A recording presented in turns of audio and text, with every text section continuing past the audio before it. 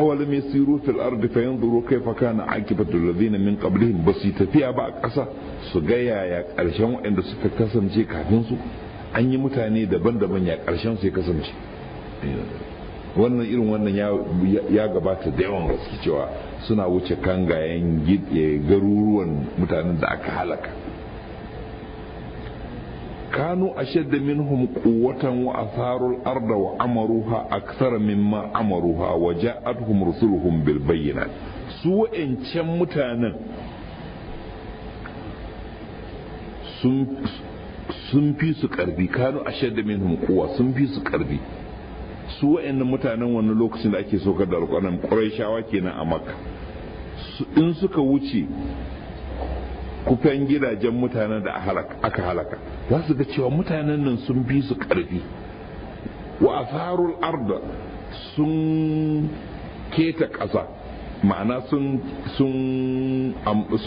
amfani da ƙasa ɗin wajen shuka da noma da binciko ma'adinai da sauransu.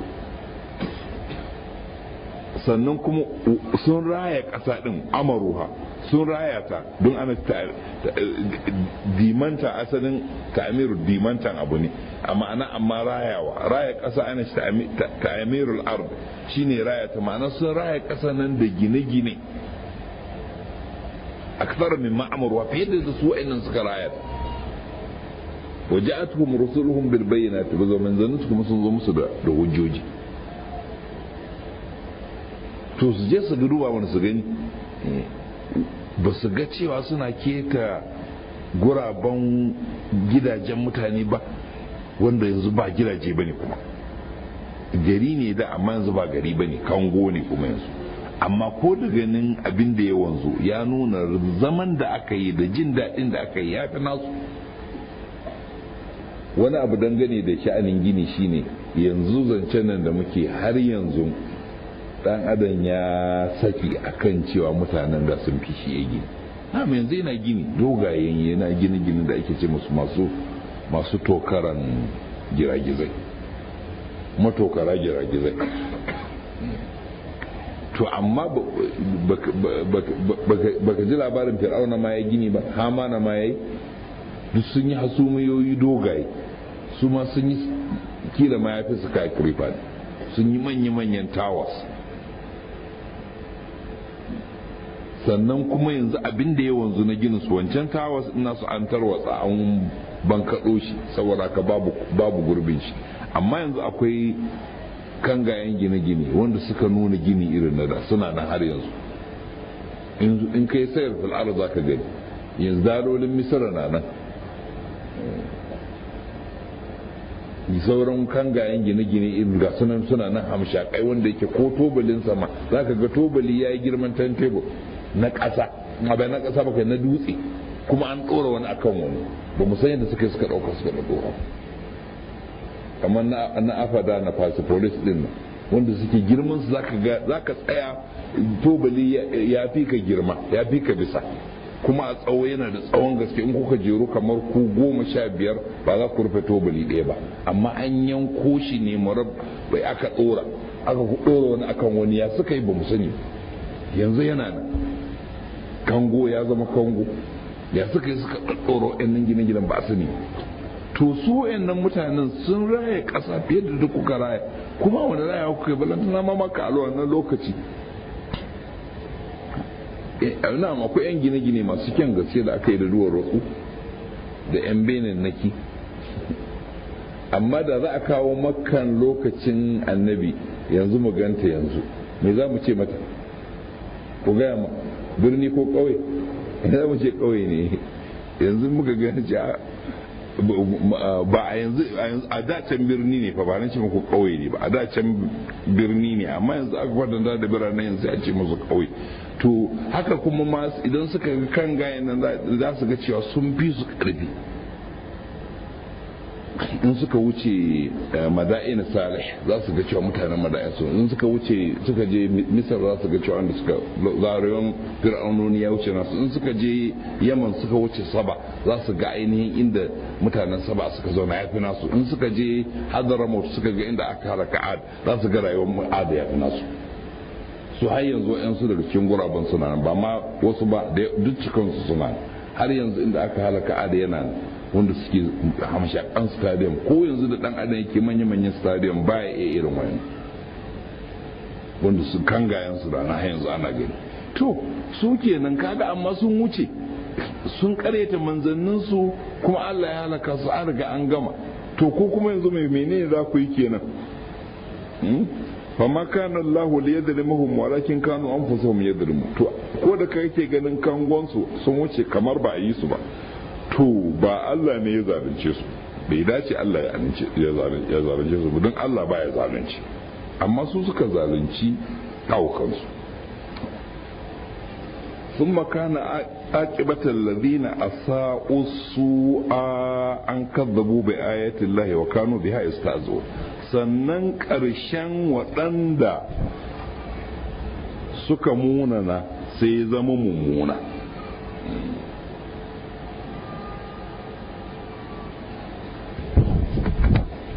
sannan ƙarshen waɗanda suka munana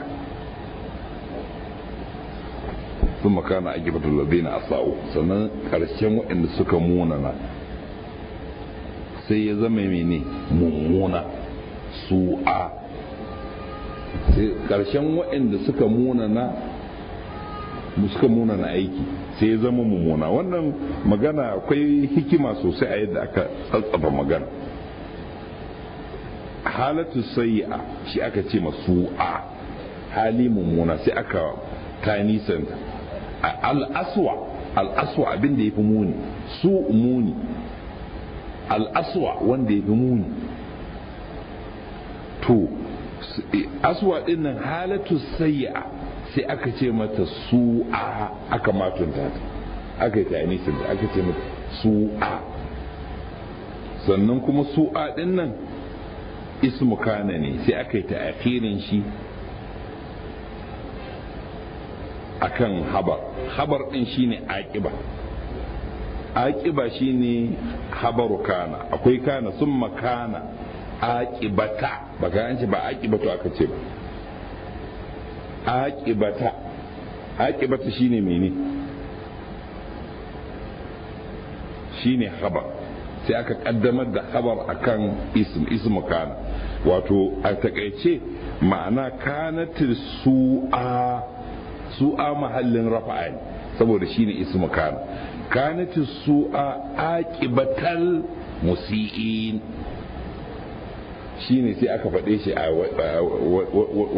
wani nizami mai hikima a wannan ababin balaga wala ainihin masu zo kudin balaga su za su sha zaƙin wannan hikima da aka jiyar sun makana aƙibatan lazina a su'a ma'ana kanat su'a aƙibatal musi'i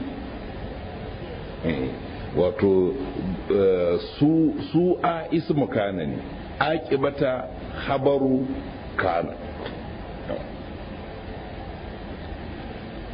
to ƙarshen wanda ya munana mene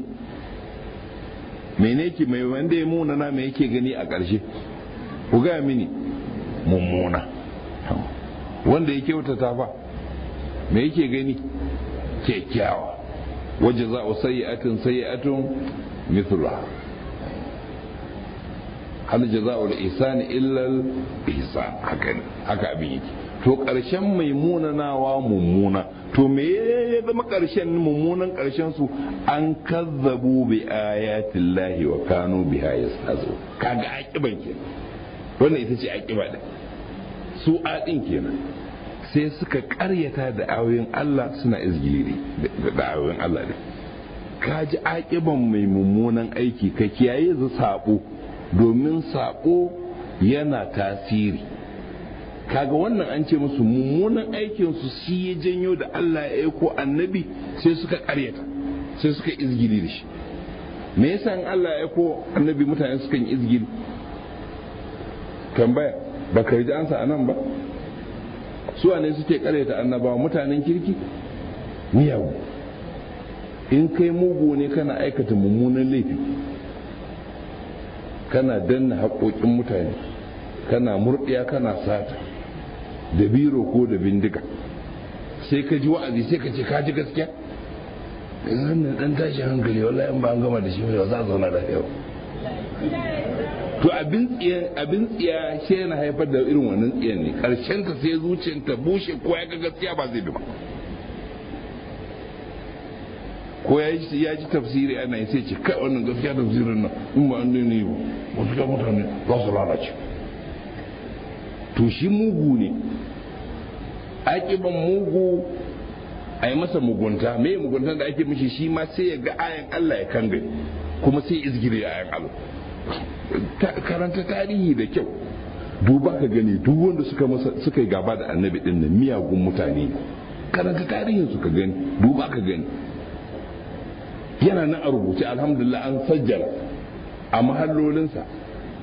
na'am, ta yi an sawara maka wasu an ce waliyai ne, saboda daga baya bayan annabi ya ci su da yaƙi so na sanari takobi na ƙeyansu sun ce amanna, aka ce musu bar ƙulu a salamala wannan ma ya da kudin imanin fi ƙulubiku, kun yi saranda dai amma imani yaushe shiga zuciyanku tukuna. To suka tafi haka na sakakakaka irinsu ne bayan fatuhu makka, waninsu amul food din nan wani ya biya ta haibar yana ce mutanen haibar su dake, daga shi mutumin makka ya ce su dake, ya ce ku dake ne mu ya ci mu da yaƙi, ku in za ku iya ku yi muƙawama da shi, kar ku yi mashi saranda.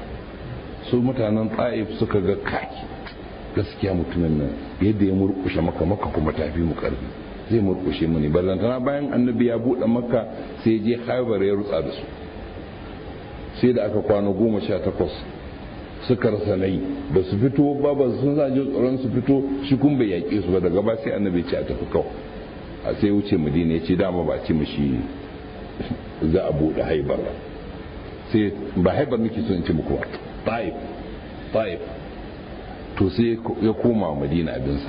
to daga baya sai wani bakwarin shi ya zo yana ce musu su dake ne su yi mukawama da shi, suka ce kaga fa yadda ya mahawazi, ya ce a kuma an kuka dake, to shi kenan sai suka ce da su dai gaskiya suna ganin zai ce su da yaƙi ne, suka yaƙi saboda haka sai suka je su ma'amulu hud suka je suka ce sun yi da za su musulunta amma da shari'a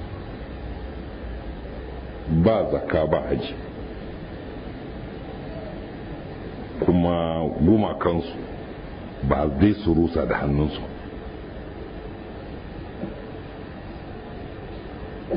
ba zakka ba haji nace ba sallah yawa sai manzo Allah ce sallah ba bukatan addini babu sallah, dole ku bar sallah, zo ku yi sallah. suka ce ai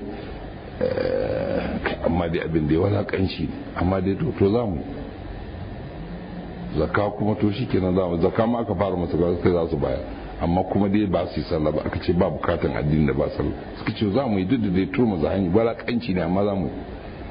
to gunkinmu kuma fa mu ba za mu rusa da hannunmu ba, sai manzo Allah ce wannan ba damu, za a turo muku su rusa muku. to sai in ka laluba ka ga duk wanda suka yi gaba da annabi, karanta tarihinsu, duk miyagun mutane a jahiliya. idan mutumin banza ne to a musulunci ma, bayan musulunci ma mutumin banza ne. idan kuma a jahiliya mutumin kirki ne, a musulunci ma mutumin kirki ne. khairukum fil jahiliyati khairukum fil islami idza tafaqahu. in kaga mutumin kirki a jahiliya sai kaga mutumin kirki ne a musulunci, irin shi ne in yaga addini zai karba, dama shi mutumin kirki ne. haka kuma ahlul kitabi wanda suka yi imani mutanen kirki ne, yayin da suke dama mutanen kirki ne a kitabanci din da suka ji manzo Allah sai suka imani shi. amma wanda suka ki imanin galiban su ba mutanen kirki ba, miyagu ne masu ci da addini. Musuluntan Abdullahi bin Salam ya zo ya ce ya ga manzo Allah ya musulunta, ya ce amma ya san Yahudawa sarai, ya ce saboda haka shi ya ɓuye ne manzo Allah ya kira Yahudawa ya tambaye su, yana ya shiga wani wuri ya raɗe aka kira Yahudawa suka zo sai ya ce wani ne a cikin ku ake ce masa Abdullahi bin Salam? Suka ce mutumin kirki, dattijo dan dattijo, babu kamilin mutum kamar sa a cikinmu, mai ka suka dunga yabo suna cikin yabon sai Abdullahi bin Salam ya fito ya ce ashhadu an la ilaha illallah wa ashhadu anna muhammadar rasulullah. Suka ce a mutumin banza, ai ba mutumin kirki bane, shi yasa ma ya musulunta. to ka gani sai ce sai Abdullahi bin Salam ce da ya rasulullah ka ga abin na ga maka da ma abin na san su sai da zaran sun jira musulun za ce ni ba mutum ke sai da suka yi shaida. kai ka duba tarihi ga gani duk waɗanda suka musulunta suka kyauta da musuluncin su, dubi tarihin su ka gani mutanen kirki ne a da. Aƙiban kyakkyawan aiki shine mutum sai ga gaskiya ya gane ta ya bi ta. Aƙidan mummunan aiki shine sai mutum ya ga gaskiya ya karya. ثم كائن عاقبة الذين أساءوا السوء أن كذبوا بآيات الله وكانوا بها يستهزئون. قريت آيون الله da istizai da ita sakamakon menene miyagun ayyukansu, kuma wannan bai rabu da su ba har bayan musulunci su suka zo suka sabbaba fitunoni iri-iri. za ka ga duk a tarihinsu miyagu ne. dubi inda amirul mu'minin yake gaya ma mutane a Siffin lokacin da Muawiya da Amr bin al-As suka daga alqur'ani, wai a komo ga alqur'ani, sai wasu daga cikin mabiya da suka fitinu cewa to tunda da muna ya kansu akan alqur'ani kuma sun daga alqur'ani to mu koma ga abin da suka daga. sai imamu ya ce musu ba haka bane, yaudara ce, ba alqur'anin suke nufi ba. da alqur'ani suke nufi ba tun farko ba su yaƙi ne, sun ga sun hasaran yaƙin ne suke neman mafita su sake wata yaudara. suka ce a tun da dai muna yakansu akan alqur'ani ne ai sai mu yace ni na fi kusanin su, tare muka yi yaranta, wato da Muawiya da Amr bin al-As sa'o'i na ne, tare muka yi yaranta kuma yaran banza ne, kuma tare muka yi zama samarin banza ne, yanzu kuma tare muka zama dattawa da su kuma dattawan banza ne. in ka ga dattijon banza to saurayin banza ne kuma yaron banza ne, in ka ga tsohon banza to yaron banza ne ya ci gaba.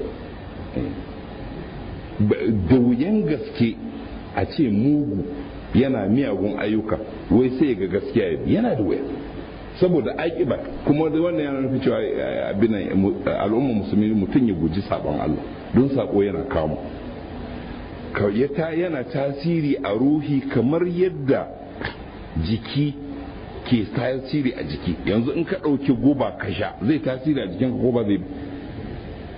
in mutum ya ɗauki wani ƙwayoyin cuta wanda yake akwai zai iya haddasa typhoid sai ya ci, zai kama typhoid? tambaya dokta. to in mutum ya ci abin da yake da kwalara zai kama kwalara? haka abin yake. in ka ci wani zogala ko rama ko wani abin inda kwalara a ciki yanzu na za ka tsure da gudawa ka kwalarance. to haka zunubi ke kamu a ruhi, ko da zunubi ko da ɗan ƙarami ne yana tasiri. ko da mutum ya kalli mace ne da sha'awa kallon haram to sai ya tasiri, in yi sujjara sai ya zama baya jin daɗin ma sujjara, ko kuma ya kasala ranar ba zai sallah ba, ko ya sallan ba ta da ruhi, ya ɗebe masa jin daɗin ibada ko ya kasa ibada. haka in mutum ya ci haram, ya zo a hadisi cewa idan mutum ya cika cikinsa da haram in ya yi sa'a ya bacci, in ba ka ba za ce ya sabi Allah ne. don aƙiban mummuna aiki mummuna abu, in ka cika cikinka da haram za ka sabi Allah ne. da mutum ya cika ciki da halas ma ya ji kasalan ya tashi ya sallah, ballantana da haram ya cika ciki. to ina mai sahur da haram ya bude baki da haram, ko ga man tasirin da yake a ruhinsa. Yanzu azumi shi yana amfani shi, zai amfani shi, wannan makaranta ta takawa za ta amfani shi.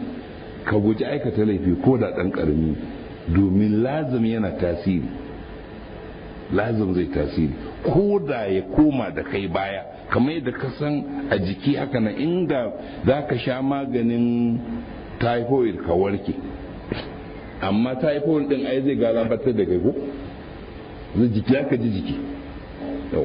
To saboda haka me ya kamata kai in aka ce wannan in ka sha akwai cuta za ka kama typhoid, sai ka ce ba komai an sha magani, zan sha chloramphenicol.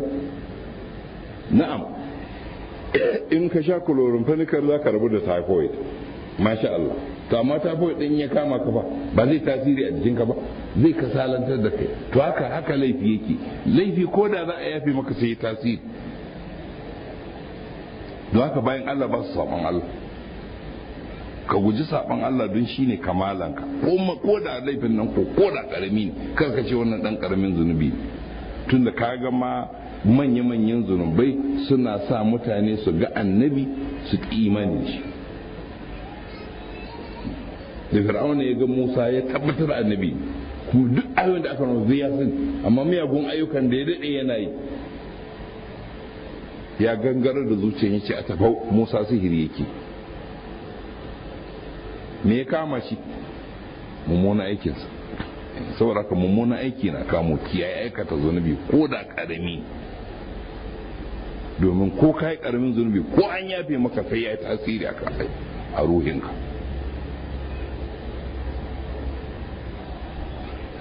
Allahu yabda'u al-khalqa thumma yu'iduhu thumma ilayhi turja'un. Allah ke faran halitta shine kuma ke dawo da shi kuma ya zuwa gare shi za a komar da ku. Wato wannan kaman conclusion ne na abin da hankalinka yake iya nuna maka, bayan kira ga hankali ba, to ka sani cewa Allah shi fari halitta shine kuma zai dawo da halitta, sannan kuma za a komar da shi, za a komar da ku ya zuwa gare shi. Wa yawma taqumu sa'atu yublisul mujrimun, ranar da sa'an kiyama za ta tsaya, mujrimai masu aikata miyagun ayyuka su kuma a rannan za su yanke kauna da rahamar Allah. Balas daga nan kalman balas da falas sun yi kama, sai dai balas ya fi muni, don falas shine karayen jari, balas ko taɓewa ne na warwas. Daga balas aka sami aka kirkiro sunan iblis, taɓaɓɓe. Yublisul mujrimun, miyagu masu aikata miyagun ayyuka. Mujrim, jarima ita ce mummunan aiki. Jarima muna cewa mujrimai kamar da muke cewa azzalumai, mukan ce azzalumai ce kuma zalunci, amma mun ce mujrimai ba mu cewa jarima. In ka ce jarima kila ba wuce ba zai gani, don ba ce mujirman, amma yana cewa mujirmanci ko jarima. Turan nan za su taɓe, ma'ana za su ɗeba ƙauna ga rahamar Allah. Kasan balas idan mutum yana sa rai, to ba balas kenan ba, to balas ko ya kai musam ya fidda rai. Yanzu suna miyagun ayyukansu, suna jin daɗi abin da suke, amma ranar da kiyama ran da suka ga azaba da ranar kuma za su fidda rai ga samun rahamar Allah, sun tabbatar za su ga azaba kuma za su ga. ولم يكن لهم من شركائهم شفعاء وكانوا بشركائهم كافرين. rannan kuma ba masu ceto daga sharikansu wanda suka gwama su da bauta a wajen a duniya, suka gwama su da bauta musu tare da Allah, to kuma nan ba su cece su ba, kuma su ma za su kafirce ma sharikan, kamar da sharikan ma za su kafirce musu, za a kafirce mu zuwa juna. Rannan isu sharikai din za su ce ba mu ba ku, su ma za su ce ba mu ba ku, saboda sun san babu su da mafita ta wajen su, za su nemi mafita wajen Allah. Ba su da mafaka wajen shuraka ɗinsu, sai mafaka a wajen Allah, kuma gashi ba su bi Allah din ba. Ba kaga yanzu ranar balas ba kenan, rana taɓewa ba tsare, ba hope, ba fata.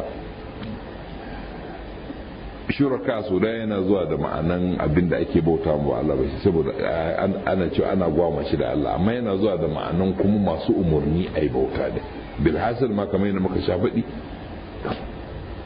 ba wasu ne shuraka ba illa masu umarni, ba gumaka ne shuraka ba masu cewa abota ba gumaka su ne shuraka, domin shi gunki shi ba ruwansa, dutse ne aka kankaro ko katako ne aka sassaka ko gini ne aka jajjaba ko kuma wani halitta Allah ne bai san abin da kuke ba kamar rana da wata da taurari ko kado a ruwa ko wani tsauni ko menene ma ina ruwansu da abin da mutane suke, su ne sharikansu ba su ne sharikai ba, suwa suka ce a yi bautawa wani Allah su ne shuraka, su ne shuraka. Turan nan za su kafirce ma juna. wa yau mata kuma sa'atu yau ma izin ya tafarraƙun, ranar da sa'in kiyama za ta tsaya, rannan za a rarraba su, za a raba mutane kashi biyu kenan, rannan za a raba su, waɗannan na nan waɗannan suna nan. Alaƙa mutane a rayuwar duniya iri-iri ne, alaƙansu ta zamantakewansu na yau da kullum, nizamin siyasansu da tattalinsu da sume duk ana cakuɗe,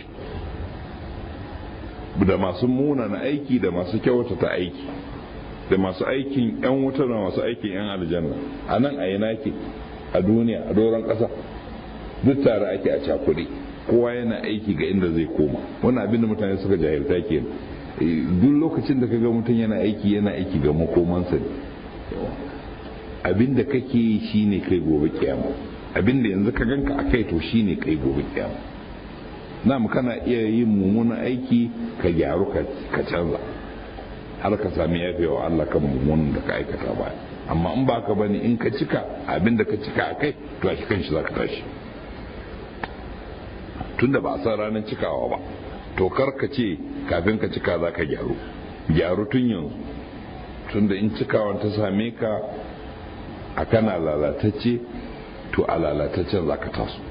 To a nan duniya a cakuɗa ake, a lahira fa za a raba, za a raba ranar shi ne ma'anan ya tafarraƙo, ranar za a raba su mutane ke, a ce wa'annan mutanen kirki wa'annan ba mutanen kirki ba, wa'annan 'yan aljanna wa'annan 'yan wuta. fa'amman labi ga shi nan ma ya kawo ya tafarraƙo na ɗin ga bayanin yadda za a raba su. fa'amman labi ya amuru wa salihati fahum fi rawdatin yuhbarun, amma waɗanda suka yi imani suka yi kirki to su kam suna cikin dausayi ana faranta musu rai, yuhbarun ana jiyar da su da ana faranta musu rai. Farin ciki shine surur, shine ibr. Surar nan ana faranta musu rai da abubuwan jin daɗi daban-daban, suna cikin dausayi aljanna kenan, suna cikin aljanna ana faranta musu rai.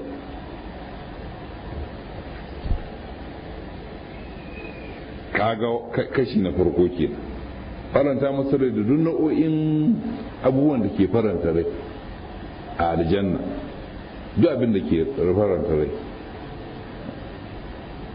duk abin da ransu ke so ko zuciyarsu ke sha'awa. ولهم فيها ما تستهيه الأنفس وتلذ الأعين وهم فيها خالدون. akwai wani sharhi na jin nasawi ne ya kawo wani abin da anan ne na ji wannan dai ya ce a cikin aljanna ana fassara yukubaru na din, ya ce a cikin aljanna akwai wata bishiya mai wa'yansu irin ganyayyaki, ga alama ganyayyakin ba irin wannan ganyayyakin da muka sani ba ne, ina jin su wannan ganyayyakin su kayar kitan kiɗa ne da su jita da kalangu da sauransu. Da ya ce aini idan aka huro iska sai karkada warƙoƙin wannan bishiya din sai a ji wani sauti mai daɗi ya fito har sai kaga yan aljanna na rangaji ce ashe akwai music. kaga masu sha'awan tsawon akwai tsawon a aljanna ke don shi ma ya cikin nau'in abin da yan adam sukan ji da tunda akan ga wasu labarin akwai giya akwai kaza su ji daɗi to ashe ma akwai kiɗa da busa amma ba wai wa'insu ne za su dinga buge-buge suna ta ina wannan kawai in aka iska ta buga kawai in kiɗan da zai fito duk makaɗan duniya nan in sun haɗu ba su maka wannan kiɗa mai daɗi saboda ka ɗan aljanna kawai sai rangaji kawai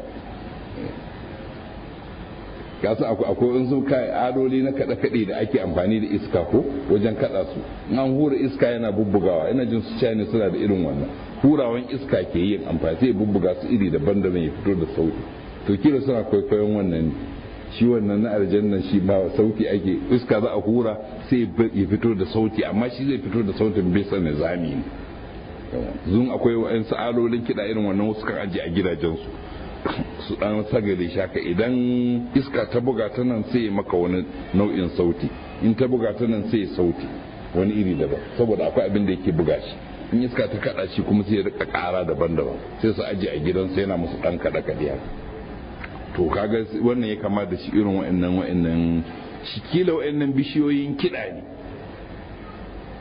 na musamman wanda in iska ta busa kawai sai a sha saututtuka masu daɗi to shi kenan dai aljanna akwai duk abin da ke faranta rai duk abin da rai zai daɗi da jin matar sahiyar amfusu duk abin da rai ke sha'awansa duk akwai wata razar ayyun da abin da duk ido ke natsuwa da ji daɗin ganinsa to duk akwai to wannan bangaren kenan ba an ce za a raba mutane ba to wa amma alladhina kafaru wa kadzabu bi ayatina wa liqa'il akhirati fa ulaika fil azabi mukhdaw to ka kuma ji ɗaya bangaren waɗanda ko amma kuma waɗanda suka kafirce suka karyata ayoyinmu da gamuwa da lahira su anan su ba su damu da lahira duniyan su kawai suka sha shagalin su anan to su kan waɗannan za a halarto su ya zuwa azaba za a kawo su ya zuwa ga azaba a shigar da su azaba ke to su kuma kaga idan wa'ancan fi raudatin ne waɗannan kuma suna cikin kwazanzamo ne wa'ancan suna dausayi wa'annan suna kwazanzamo wa'ancin an ce yuhbaruna waɗannan kuma fa yu'azzabuna su kuma ana bakanta musu rai ana yin musu abin da ban da bakin ciki ba abin da su dan aljanna har abada ba zai taba ganin abin da zai faranta masa rai ko da abin farin ciki ya gani sai dai a kawo mashi a babin bakin ciki na'am za a nuna zai ga yan aljanna na shan shagali to amma zai ji daɗin ya hango ka san azaba babban azaba shine a ce kana kallon wasu a daɗi kai kana wahala da gara ma ba a nuna maka daɗin ba kamar mutum a yunwatar da shi a nuna ga abinci yana kallon a sa shi a wani gida na gilas yana kallon abinci ya dunga bugawa ina sai dai kallon ballan ko kanshin ba zai je ko lantana ga wasu na kaiwa baki ko a kishiyantar da shi ya ga ruwa mai sanyi ya ga har ma yana kwarara yana gangarwa ta bayan kofi saboda sanyin da yi to amma shi kuma yana jin kishi amma ba zai sha ba saboda haka ba za su taba ganin abin da zai faranta musu rai ba in abin su ga ni'ima ne za su gani ne a babin su suna bakin ciki ballantana kuma za su ga dodanni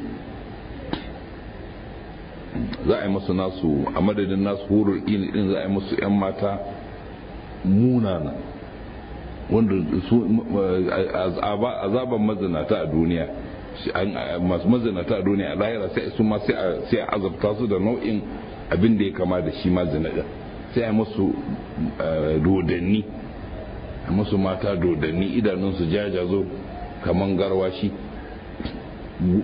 bakinsu na fitar da wani irin miyaku wani guba sannan kuma bakin na wari al'auran na wari sannan kuma ainihin gashinsu kamar macizai sun zazzaƙo gasin haƙoransu kuma kamar ainihin masu sai a ce to shi kenan ga budurwanka ga matar ka sai ka ji daɗi, kuma ko ya ki kwazo dole ta biyo shi kuma sai ya yi jima'i da ita, kuma maimakon daɗi yanka ihu zai dinga yi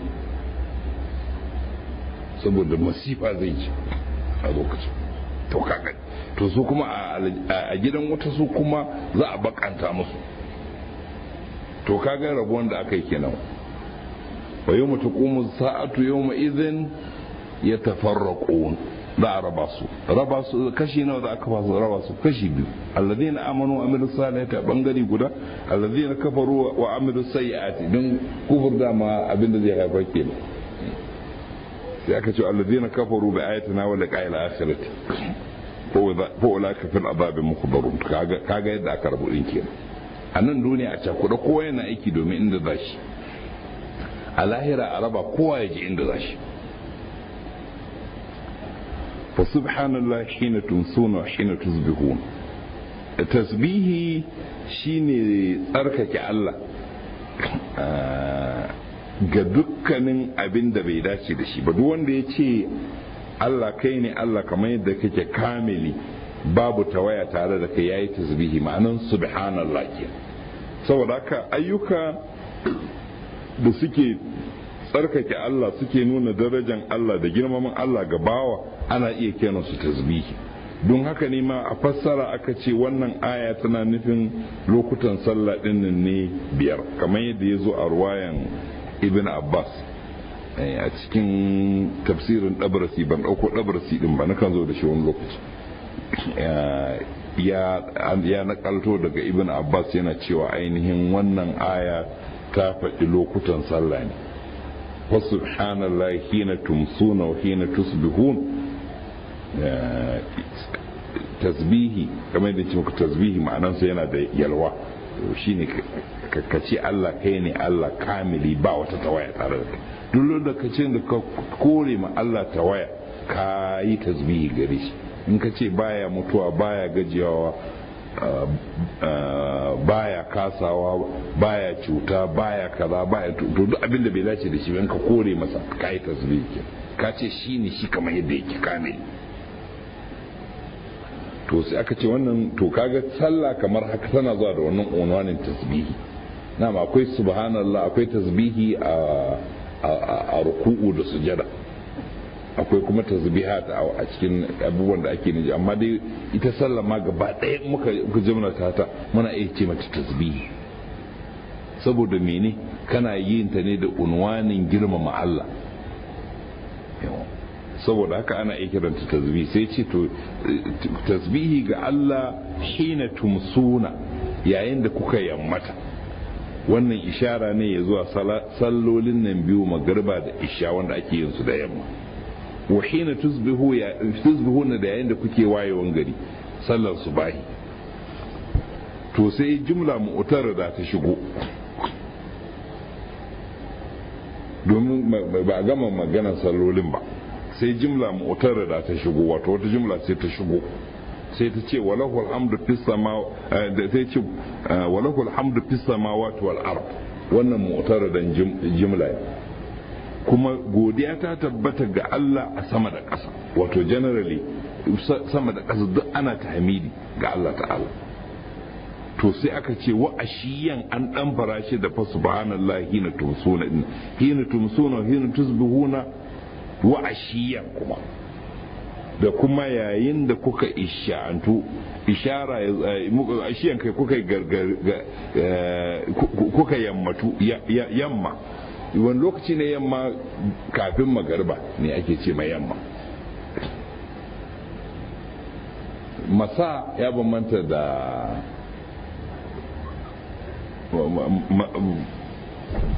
tumsuna. ba an ce tumsuna kuke, mun ce mishi yamma ne ko kuka yammata? to shikenan ya dan bambanta. tumsuna ya shigar da magarba da isha don farkon dare ne masa. ashiya kuma ainihin karshen yini ne, karshen rana ne. shi kuma wannan lokacin sallar la'asar kenan. wa hina tuzhirun, yayin da kuke garjin rana kuma shi kuma ishara ya zuwa az-zuhur. kaga sallolin nan biyar kenan aka faɗi lokutan su. hina tumsuna shine isha da magariba da isha. وحين تصبحون صلى الصباح وعشيا العصر وحين تظهرون الظهر. nan ba sun zo ne a jerin sallolin ba, sun zo ne a ambaton lokaci, ba kuma yadda kuma ya dace da siyakin karatu da balaga irin na yadda aka faɗe shi.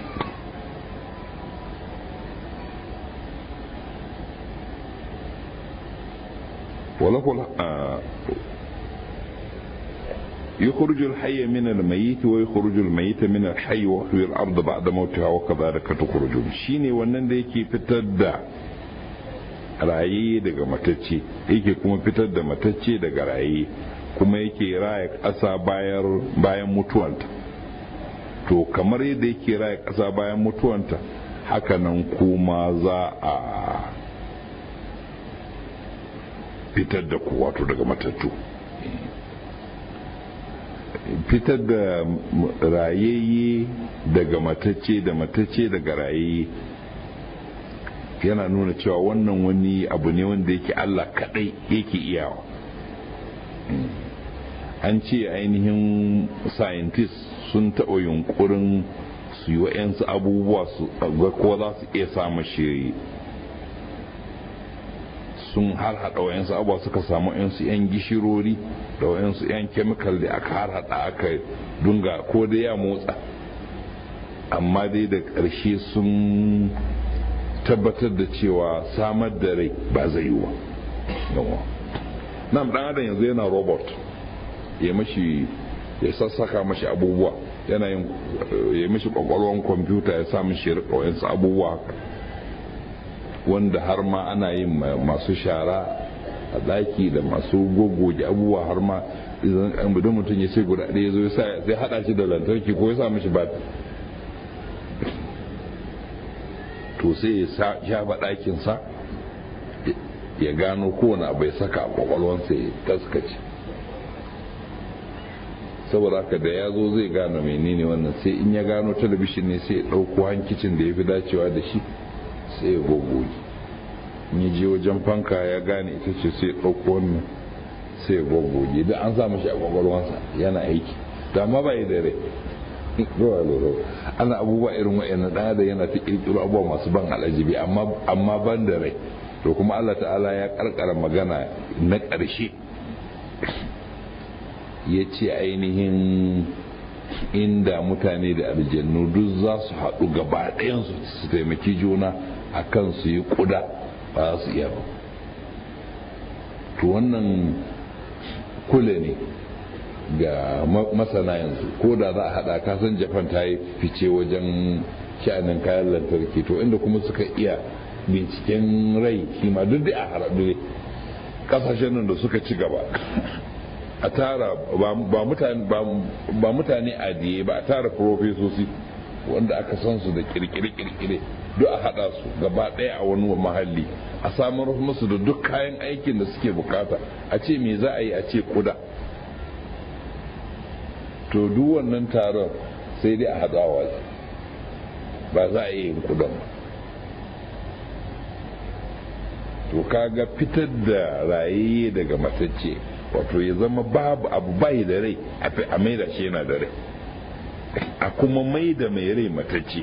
har wala mai da rai matacce shi kuma wannan wani abu ne wanda shi a dan adam ko ya gane mutuwa bai san ma'anar ta, bai san ma'anar mutuwa ba, yana dai sai dai ce abu ya mutu kawai. in ya tattaba ko likita ne yanzu ya ce kai ce maka mutum ya mutu, in ka ce me yasa ya mutu sai ce haka nan ne da ya mutu ko saboda yayin masu sawa ce ba su aiki, kuma wannan ba su aiki shikenan bayar da su da su aiki, amma bai san ta hakikanin mutuwa ba. to domin mutuwa na abu mai rai shine rabuwar ruhi da gangan jiki, to shi kuma wannan wani abu ne a wani alam daban ba ta mu ruhi ne, kuma shi ba wanda ya san kan gadon ruhi. ya salo na ka annar ruqulul ruhu min amr rabbi wa ma utitu min al-ilmi illa qalil. to zarar ruhi wani abu ne wanda yin Allah ne kawai hasata. na mutum yana kisa, amma abin da kisan da yake shi ne ba yana zara ruhi ba, yana hana ruhi ya zauna in ya lalata gangan jiki, abin da mutum yake ke. in mutum ya kashe mutum abin da ya lalata mashi gangan jiki, in ko ya lalata mashi gangan jiki dole ruhi ba zai zauna, saboda akwai ka'ida wanda zai sa ruhi ya kasance, amma bai san kan gadon ruhi al'amuran Allah ne. to Allah kaɗai ke wannan. kun san wannan jayayyan namarudu da annabi Ibrahim yake ce masa ubangiji na yana rayuwa yana mutuwa, sai shi namarudu ce shi ma yana rayuwa yana mutuwa,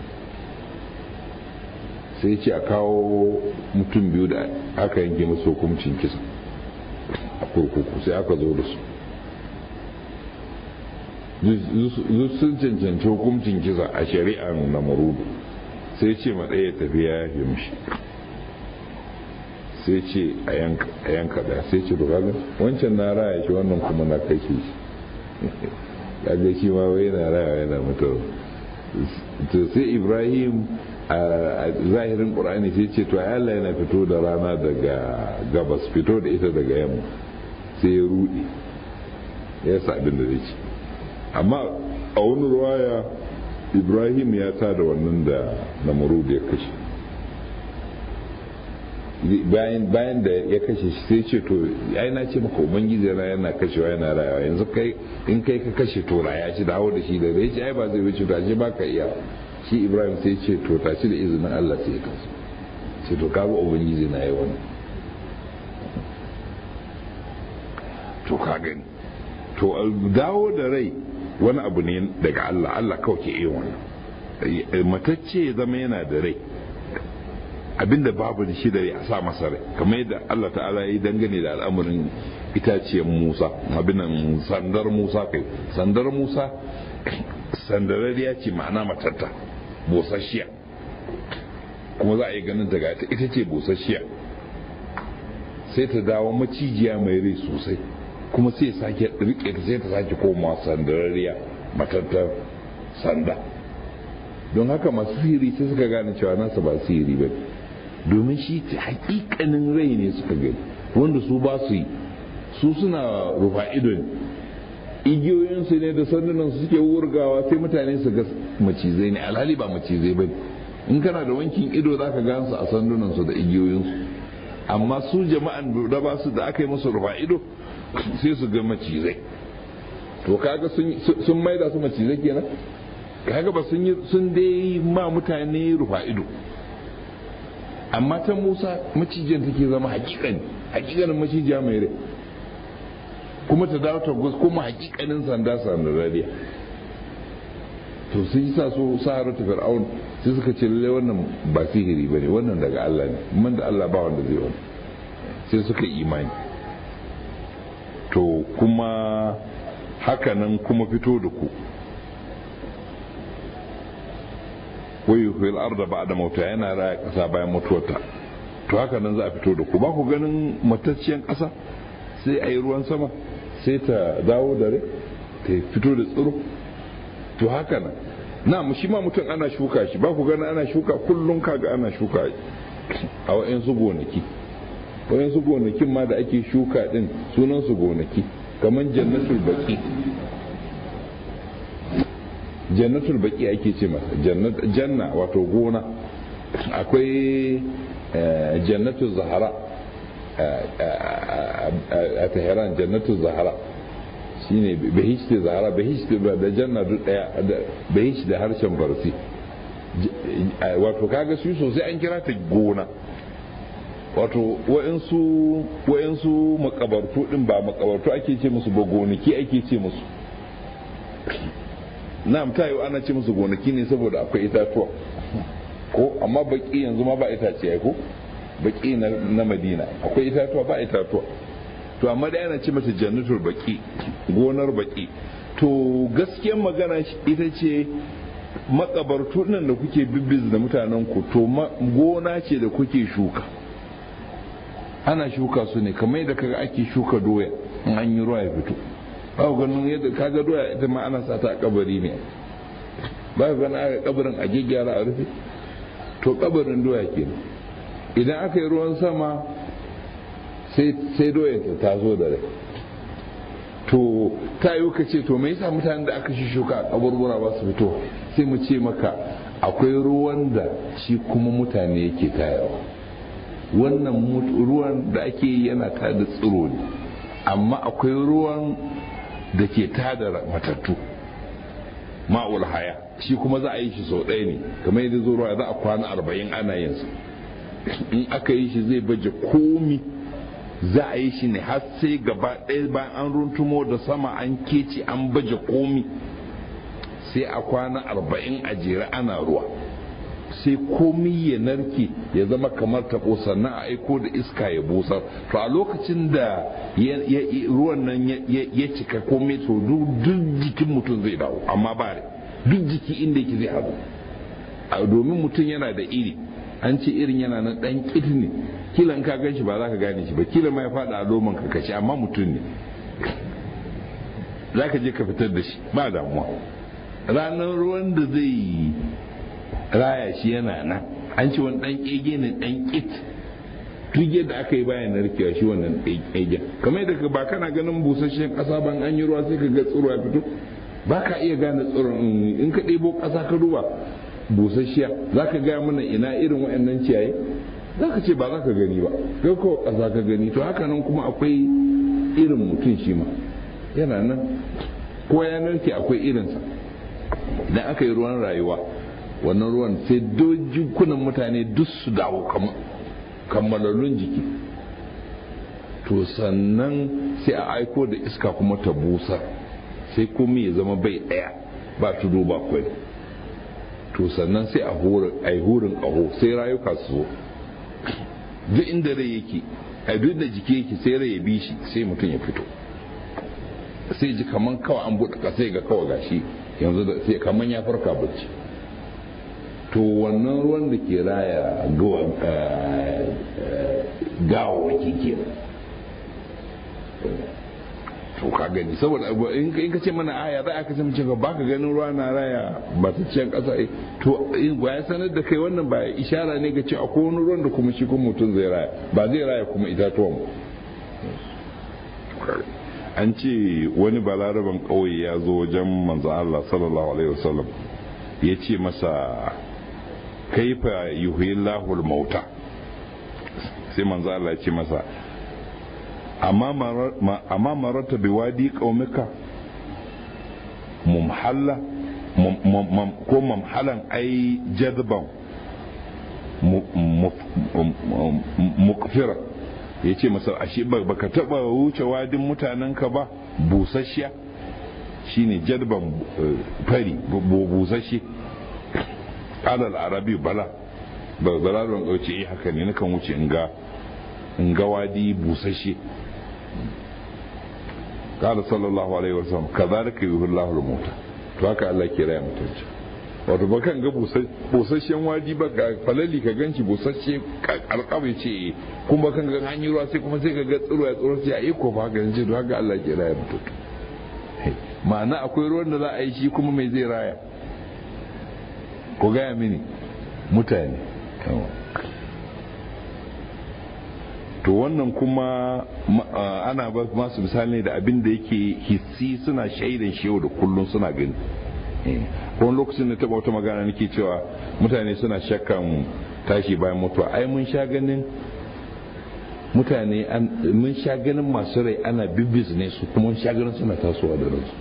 Sai su a mutane a yana ka gani, yace mun sha gani ba ɗaya ba biyu, kullum muna ganin ana bizna matattu, kuma kullum muna ganin suna fitowa da.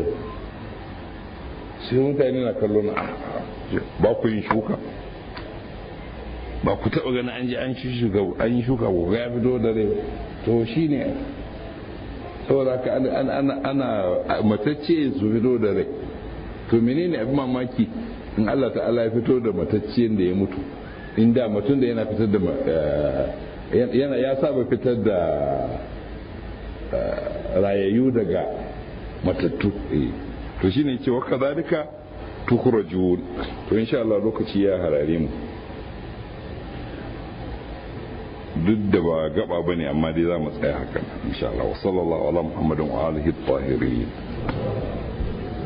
Allah ka gane da mu abin da muke karantawa, ka shiryar da mu da shiryen da ke ciki, ka ba mu ikon aikatawa, ka kiyashe mu sharrin kawo kanmu da shirin munanan ayyukanmu, ka kyautata ayyukanmu, ka yabi zunubanmu.